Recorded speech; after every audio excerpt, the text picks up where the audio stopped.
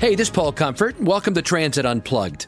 We're excited to bring you the first episode of our two-part series in Alaska on today's podcast. But before we jump into it, I want to let you know about a cool, great award Transit Unplugged just won.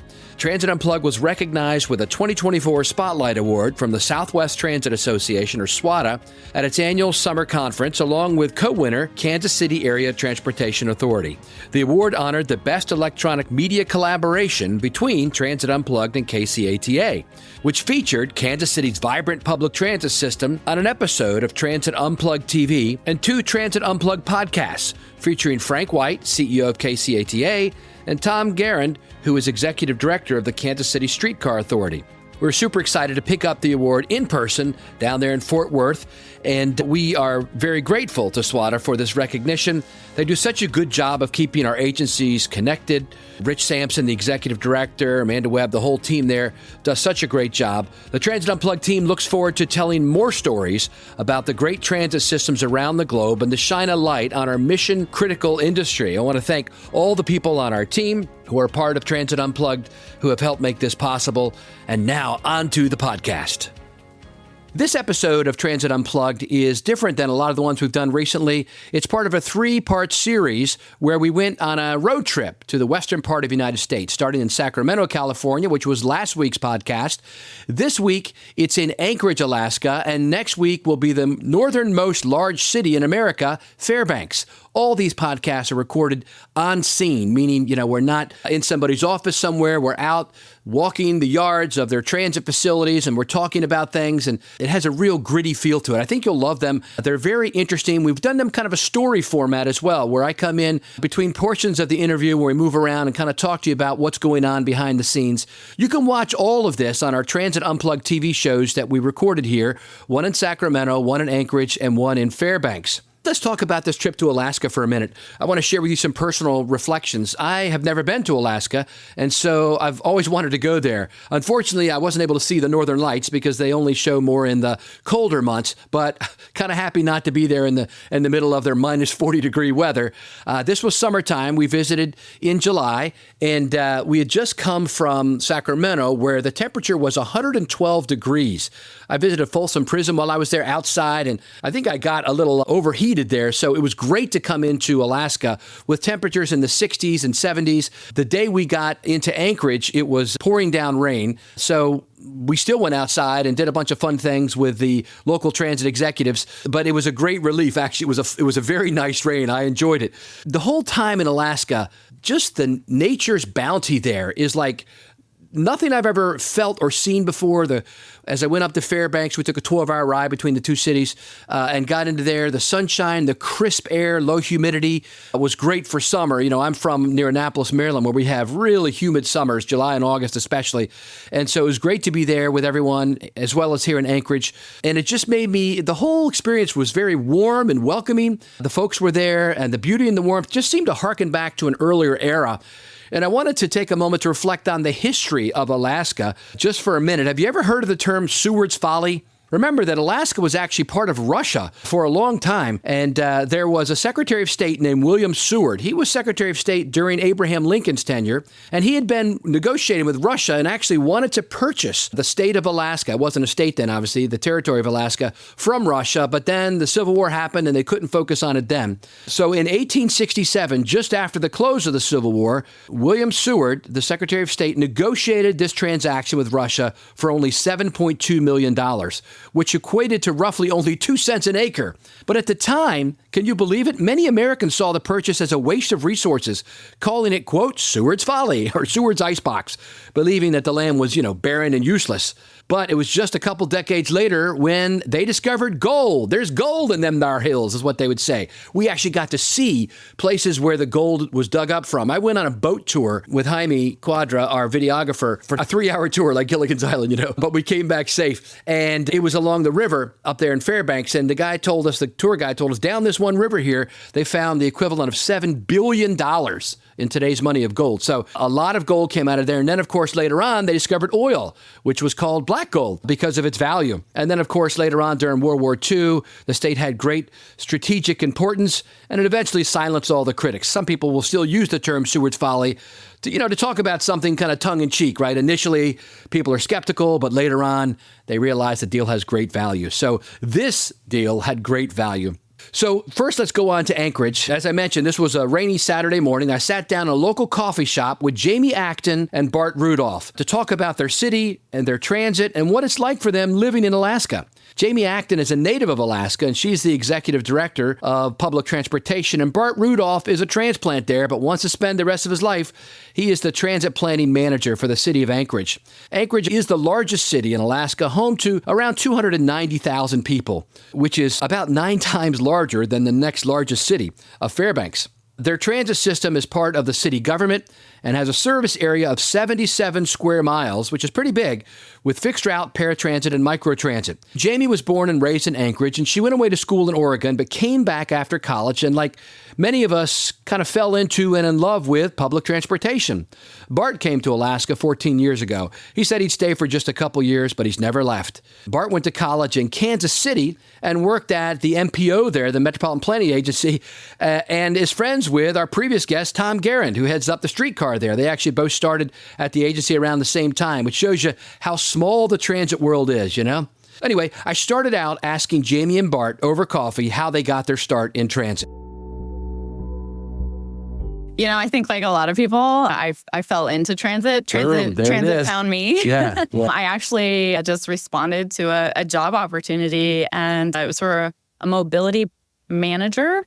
I had no idea what that meant. And then quickly learned that it had everything to do with anything that walked or rolled. And so quickly learned that I had a heart for transit and saw the everyday value in, being able to help people get to where they needed to go throughout our community. Bart, tell me a little about your background and how you got into what you do.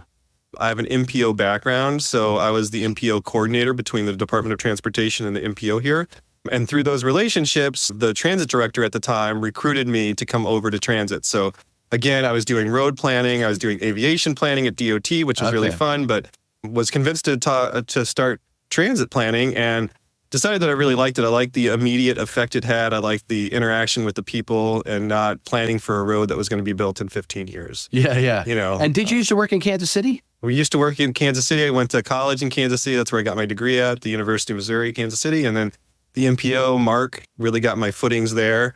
And you're with Tom Garand there, you told me. Yeah, Tom started around the same time I did. He was leading the transit program there at the time. Very interesting. Now he heads up the Kansas City streetcar. It's a small world. He's done great things for Kansas City, and it's amazing what Kansas City has done in the last few years. But the streetcar is amazing, and it's just forever expanding. I'm glad it's reaching the university now. And on a funny note, because Alaska is so huge, it's twice the size of Texas, 570,640 square miles. It doesn't look like it on a map or on a globe, but neither does Australia look as big as it really is. But anyway, it's very large, and they have a close-knit family, and they stay in touch throughout the year in the transit industry. But it might only be in person at events like APTA because it's such a big state, which takes place in the lower 48. How does it work between all the different cities' public transit systems? Do you all have a good association? You work together well? Yeah, so we actually don't have a state association, but it is such a small network that, I'm great friends with the Valley Transit, CEO. Yeah. I, talk to the people in Juneau regularly, in Ketchikan. It's a small network, tight-knit, very, very much, as being the largest fish in the pond. Yes. We definitely actually do reach out to each other, very regularly. And there's things that are going on in the smaller systems that I'm like, oh, yeah, maybe we should take a look at that. And then, they're also always pinging, us, what's Anchorage doing? Yeah, that's good. It's also kind of funny because our state is so large. We see them more at conferences in the lower 48 than we do. Like we'll run into Michelle all the time. So that's good. Kind of comical. Like, I haven't seen you, but you're 8 hours away. But here we are in Portland. Right. I asked Jamie about her agency, how many buses she ran, and most importantly, how they were dealing with lowering emissions. As you know, battery electric buses face a lot of challenges in cold weather. And then I asked Bart about his rideshare program and plans for microtransit.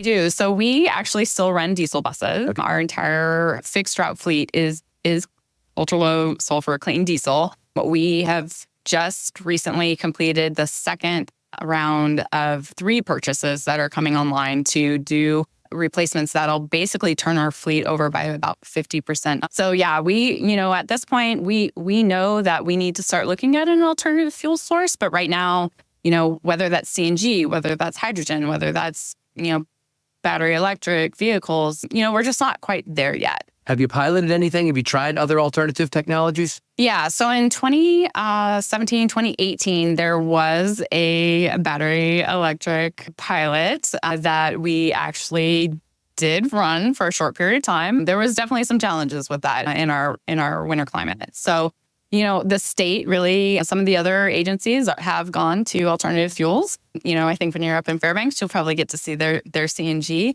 Compressed natural gas, right? Yeah. Yep, their CNG facilities. And then, down in Juneau, where they have a little more moderate climate, they went with battery electric, but also not without their challenges. So, as we look to turn our fleet over, yeah, we're going to do it in a way that best suits our climate, our riders' needs. Yeah. So what do you got? Since you're the planner, what do you got in the pipeline? Well, we're late to the game, but we're talking microtransit. Okay. And our system redevelopment in 2017 provided a lot of gaps in the system. We really went towards the ridership model, not the coverage model. And so we've been exploring ways to kind of fill those gaps. And so we're just now kind of ready to expand or embark on microtransit in some of the less populated parts of the city. Like a lot of cities, Anchorage is trying to encourage more commuters onto transit or rideshare rather than just drive. And while a lot of agencies and cities have specific UPass programs for university and college students, in Anchorage, Bart expanded the UPass program to employers as well. I asked him to tell us a bit about how it works and who he's working with. It's a very interesting concept. So we have a UPass program, which started out as a university program because the UAA, University of Alaska Anchorage, started it about 28 years ago. We've had this partnership with them, and then we've expanded it to a universal program where we start adding more businesses and partnerships. So the goal is to expand that, and that's part of our long-range plan. Right now, we have partnerships with oil companies like ConocoPhillips, the hospitals, Providence, even Denali Universal Partnership Program, different employers across the city. So we're working on expanding that partnership and really starting to build a relationship with everyone in the city to talk about not just the UPass program, but also the benefits of transit, so that when we pass bonds and, we talk about expanding service, even if someone's never ridden the bus, they understand the value to their employees or things like that. Yeah. So basically it's that an employer would buy passes for their employees so they don't have to pay the daily fare. They just show their badge and they're good to go. Is that how it works? Yep, it's simple and easy. It's a mandatory program that all employees have, that they just show the pass. And, hopefully it would encourage them to take a ride on transit that they maybe never would have. I learned a lot of fun facts about Alaska and Anchorage while talking with them. Like, residents of Alaska are eligible to receive money from something called the Alaska Permanent Fund Dividend, which comes from interest earned on oil and gas revenues. You might have heard of it. I've heard of it before, but they described it to me a little more detail. I also learned that in Anchorage, you're only ever 15 minutes away from being in the wilderness. Some people say in Anchorage, you're 15 minutes away from Alaska. What it means is you're very close to just being out in the wilderness, and the transit system is geared literally to support their active lifestyle. And people say Anchorage is 15 minutes away from Alaska. So what does that mean? In 15 minutes, you can be in complete wilderness. You can be completely solitude, on a trail, hiking. You can go up anywhere you want in the backcountry. So we do a lot of hiking, a lot of camping, a lot of biking, things that I never thought I would be doing from Kansas City. Yeah. All of our buses are outfitted with fat tire bike rack.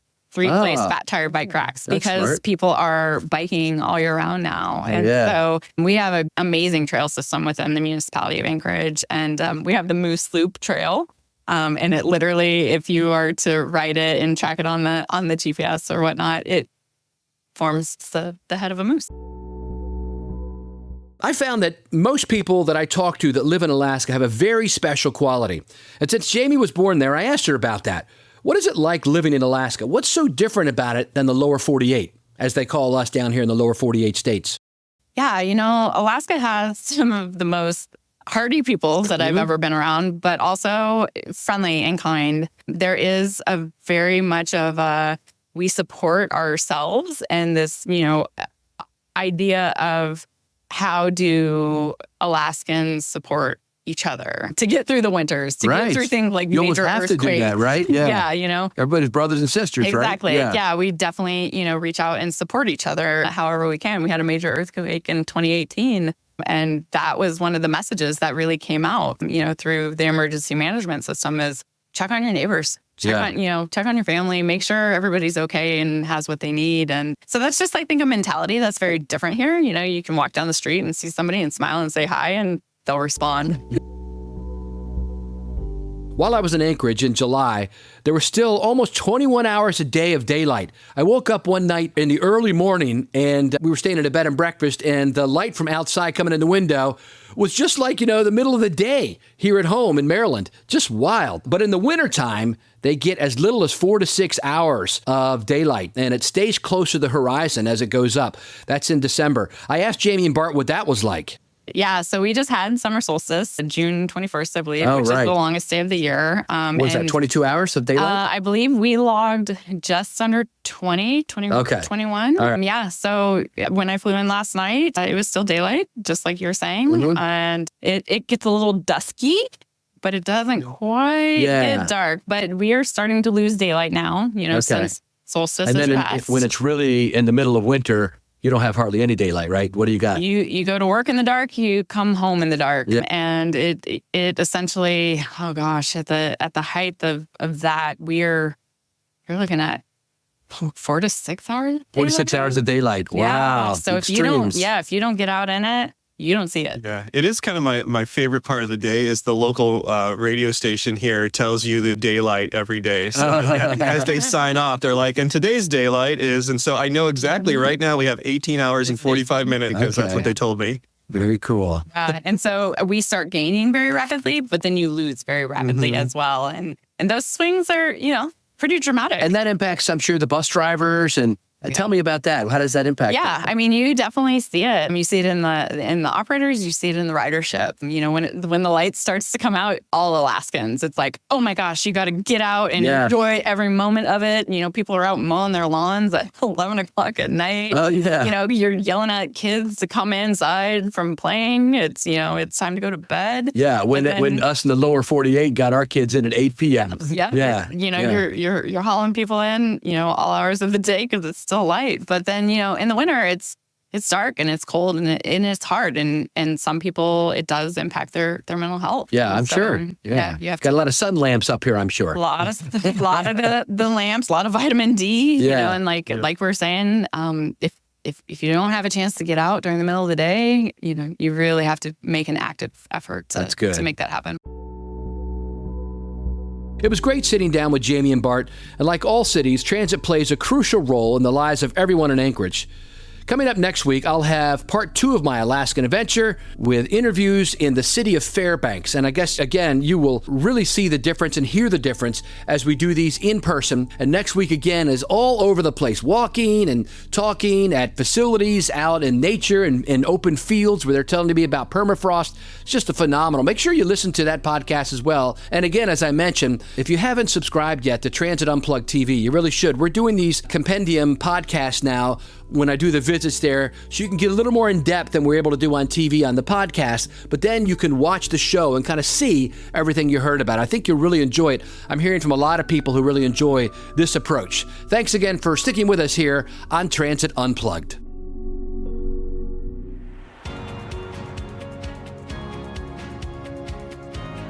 Thanks for listening to this week's episode of Transit Unplugged, and thank you to our guests, Jamie Acton and Bart Rudolph, for making it possible. I'm Tris Hussey, editor of the podcast, and I've been to Alaska several times, including a stint as an archaeologist, and just as Paul said, it's an amazing part of the world to visit. Highly recommended.